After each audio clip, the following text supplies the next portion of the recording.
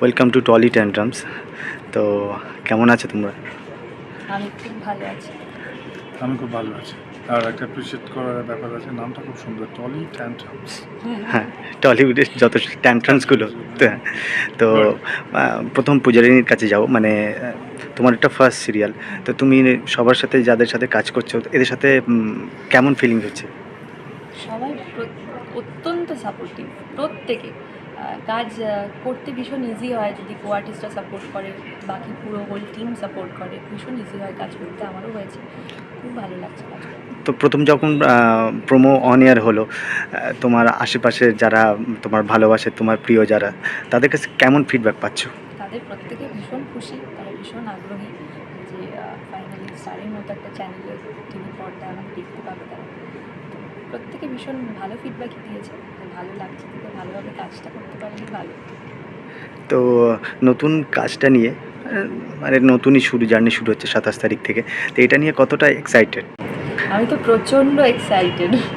আমি খুব এক্সাইটেড, খুবই উত্তেজিত যে যাতে আরও ভালো হয়।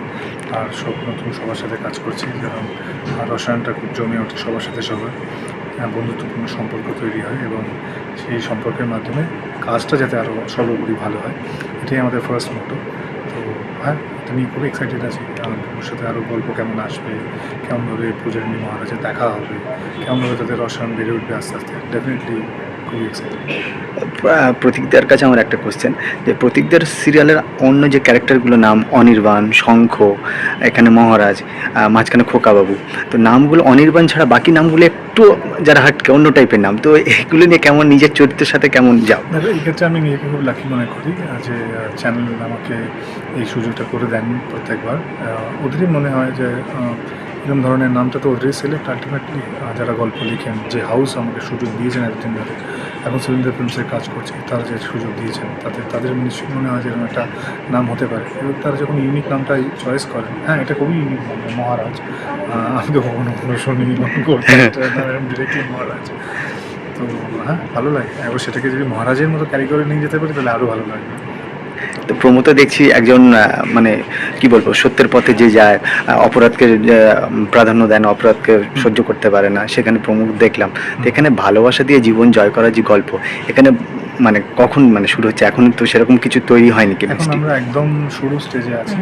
আর সবের সাথে আমার একটা সিন হয়েছে মোটে, আর সেটাও শুরুতেই একটা বেশ ফানি সিন, খুব রাগ, চেঁচামেচি এবং খুব কমেডি আছে তার মধ্যে। আমার মনে হয় ওরও সেটাই হ্যাঁ মনে হ্যাঁ, হয়েছে। একেবারেই তাই। বেশ ঝগড়া করেই কেটেছে সিনটা, কাটিয়েছি, বেশ ভালোই লেগেছে, একটা ইন্টারেস্টিং পার্ট আছে। একদমই তাই। আর কেমিস্ট্রি তো আস্তে আস্তে আরও হবে, রসায়ন যত গল্প এগোবে, যত সময় যাবে, তত সবে আমরা এক সপ্তাহ শুটিং শুরু করেছি। এরপর আর ওই আপনারা দেখতেই পাবেন, আমরাও দেখতে পাবো, আমরা উৎসুক হয়ে আছি যে গল্প কীরকম আসবে এরপরে। তো প্রতীকদা মানে মহারাজের কাছে কোশ্চেন, যে নতুন নায়িকা নিয়ে কাজ করতে গিয়ে কোনোভাবে ফ্লোরে অসুবিধা হচ্ছে কিংবা বোঝাতে খুব?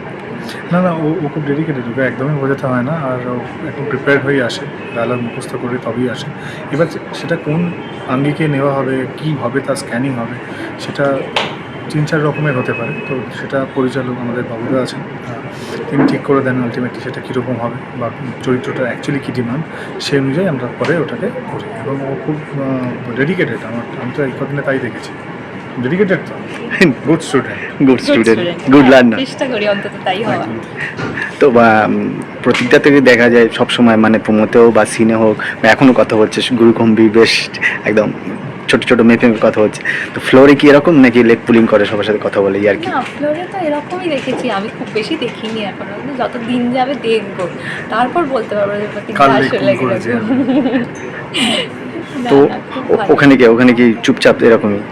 হ্যাঁ, সিন আসে, সিন করা হয়, তারপর নিজের জায়গায় নিজের কাজে।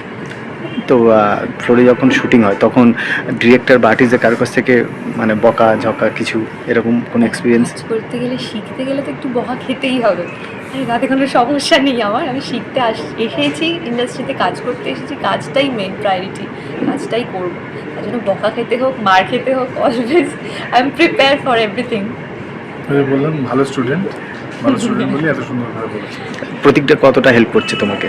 ভীষণ, মানে ফার্স্ট সিনে আমি যখন করেছি ফার্স্ট সিন, তখনই আরে কোঅর্ডিনেশন তো থাকতে হয় বা দুজনে সিন করতে গেলে বা যে কারোর সাথে সিন করতে গেলে, তো ওই কোঅর্ডিনেশনটার জন্য আমাকে আলাদা করে ভাবতে হয়নি, প্রত্যেকটাই হেল্প করে দিয়েছে যে এটা এরকমভাবে করি ওটা এরকমভাবে করি, এই ইনপুটগুলো দেওয়া এটাতে ভীষণ হেল্প হয়েছে আমার।